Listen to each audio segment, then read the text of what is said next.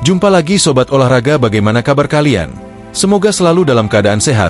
Kali ini kita akan memberikan informasi terbaru diantaranya sebagai berikut. Profil lengkap Mauro Zijlstra, harapan baru di lini depan Timnas Indonesia. Sepak bola Indonesia terus berupaya berkembang, terutama dalam mencari solusi untuk memperkuat lini depan Timnas Garuda. Selama bertahun-tahun, kekurangan striker tajam telah menjadi isu besar yang kerap dibahas. Dalam konteks ini, pemain-pemain keturunan dengan darah Indonesia mulai menjadi perhatian. Salah satu nama yang mencuat adalah Mauro Zijlstra, penyerang muda berbakat asal Belanda yang memiliki darah Indonesia dari neneknya. Saat ini, Mauro memperkuat FC Volendam U21, dan kehadirannya di Timnas Indonesia berpotensi menjadi solusi jangka panjang untuk masalah lini serang. Latar belakang Mauro Zijlstra, keturunan Indonesia dengan karir di Belanda. Mauro Zijlstra lahir pada 9 November 2004 di Zaandam, Belanda. Sebagai pemain yang tumbuh di Eropa, Mauro sudah terbiasa dengan atmosfer sepak bola yang kompetitif sejak usia dini. Ia merupakan pemain yang memiliki garis keturunan Indonesia dari nenek pihak ayahnya, yang berasal dari Bandung, Jawa Barat. Keterkaitan ini memberikan Mauro kesempatan untuk mengajukan proses naturalisasi demi memperkuat Timnas Indonesia. Meski lahir dan besar di Belanda, Mauro tak melupakan akarnya. Dalam beberapa kesempatan, ia mengungkapkan rasa bangga atas darah Indonesia yang mengalir dalam dirinya. Potensi Mauro untuk memperkuat Timnas Indonesia bukan hanya menjadi kebanggaan, tetapi juga harapan besar bagi pecinta sepak bola nasional yang merindukan sosok striker tajam. Awal karir, akademi dan pengembangan di Belanda. Perjalanan Mauro Zijlstra sebagai pesepak bola dimulai dari akademi salah satu klub besar Belanda, AS Alkmaar. Akademi ini dikenal sebagai tempat lahirnya sejumlah pemain top dunia, dan Mauro mendapatkan dasar-dasar teknik, fisik, dan mentalitas kompetitif di sana. Pada tahun 2019, Mauro pindah ke Amsterdam FC Youth, tempat ia bermain di berbagai level usia, termasuk U17 dan U18. Karirnya terus menanjak, hingga akhirnya pada tahun 2022, ia bergabung dengan NEC Nijmegen, klub yang memiliki reputasi baik dalam pembinaan pemain muda. Di NEC Nijmegen, Mauro tampil di dua kategori umur sekaligus, yakni U18 dan U21, sebuah pencapaian yang menunjukkan kemampuan dan kedewasaan permainannya. Dalam 2 musim, Mauro berhasil mencatatkan 18 gol dari 26 pertandingan, angka yang luar biasa untuk pemain muda.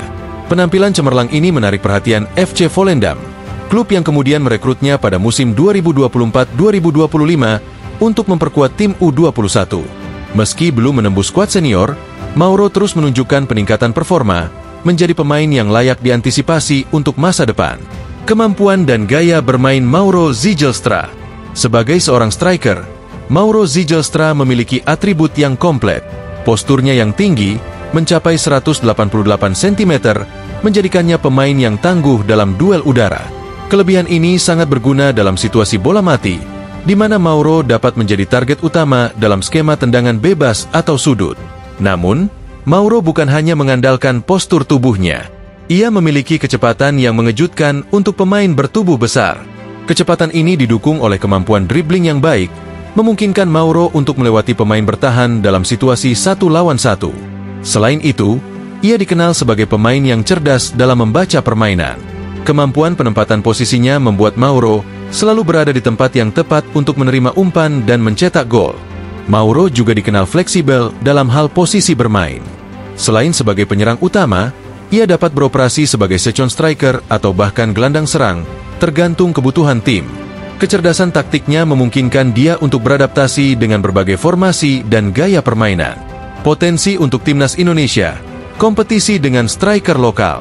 Jika proses naturalisasi berjalan lancar, Mauro Zijlstra dapat memberikan tantangan serius bagi striker lokal seperti Hoki Caraka dan Dimas Drajat.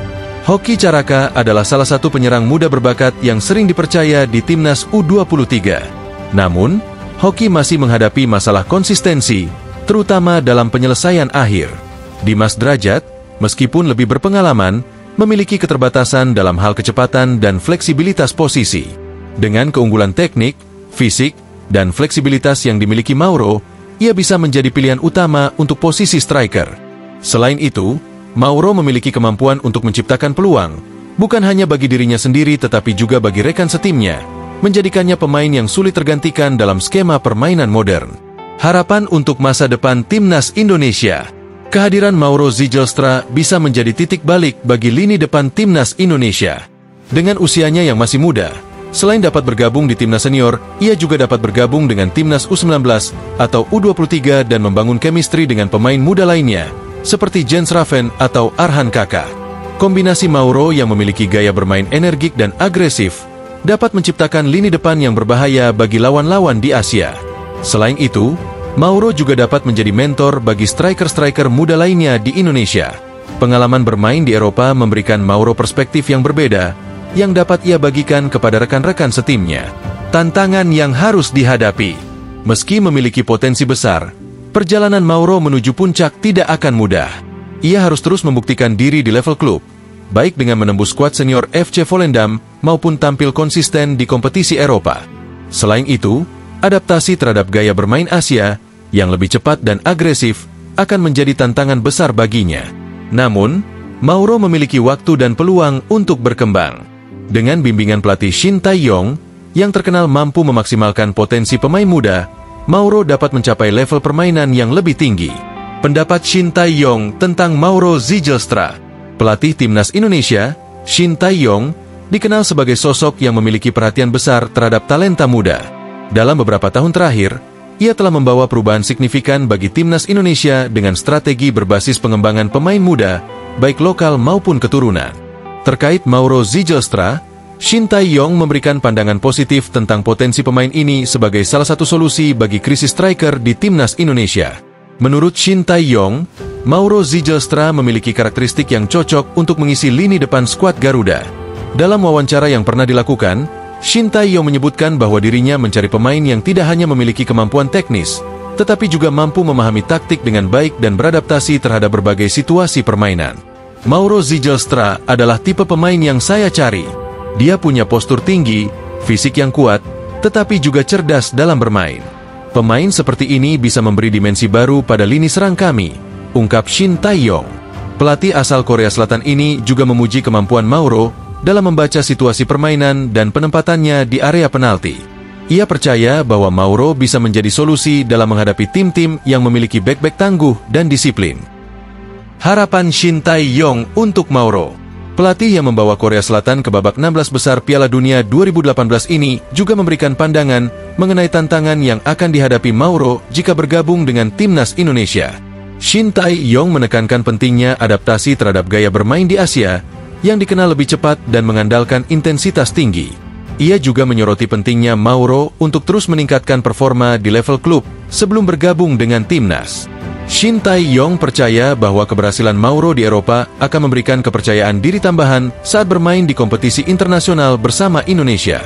Saya berharap Mauro dapat terus berkembang di Belanda. Jika dia konsisten, saya yakin dia bisa menjadi salah satu striker terbaik yang pernah dimiliki Indonesia, kata Shin Tae-yong. Rencana Shin Tae-yong untuk mengintegrasikan Mauro.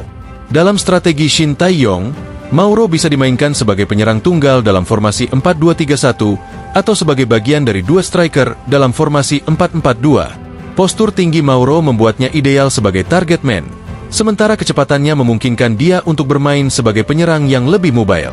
Selain itu, Shin Tae-yong juga melihat Mauro sebagai pemain yang bisa memberikan ancaman dalam situasi bola mati. Kombinasi tinggi badan dan kemampuan duel udara Mauro dapat dimanfaatkan untuk mencetak gol dari tendangan sudut atau tendangan bebas. Saya akan mencoba beberapa posisi untuk Mauro, termasuk sebagai second striker. Dengan fleksibilitasnya, dia bisa membantu tim dalam banyak situasi, ujar Shin Tae-yong. Mauro Zijlstra adalah sosok yang layak mendapat perhatian dari pecinta sepak bola Indonesia. Dengan latar belakang keturunan Indonesia, pengalaman bermain di Liga Belanda, dan kemampuan sebagai penyerang modern, Mauro memiliki semua atribut untuk menjadi pemain kunci bagi timnas Garuda di masa depan. Kini, semua mata tertuju pada proses naturalisasi dan perkembangan karir Mauro di level klub. Jika ia berhasil melewati tantangan-tantangan yang ada, Mauro bukan hanya akan menjadi harapan baru di lini depan timnas Indonesia, tetapi juga simbol kebangkitan sepak bola nasional. Akankah Mauro Zijlstra benar-benar menjadi solusi atas krisis striker tajam di Indonesia? Waktu yang akan menjawabnya. Nah, demikianlah video kita kali ini, semoga bermanfaat buat kalian semua. Akhir kata saya izin pamit, terima kasih.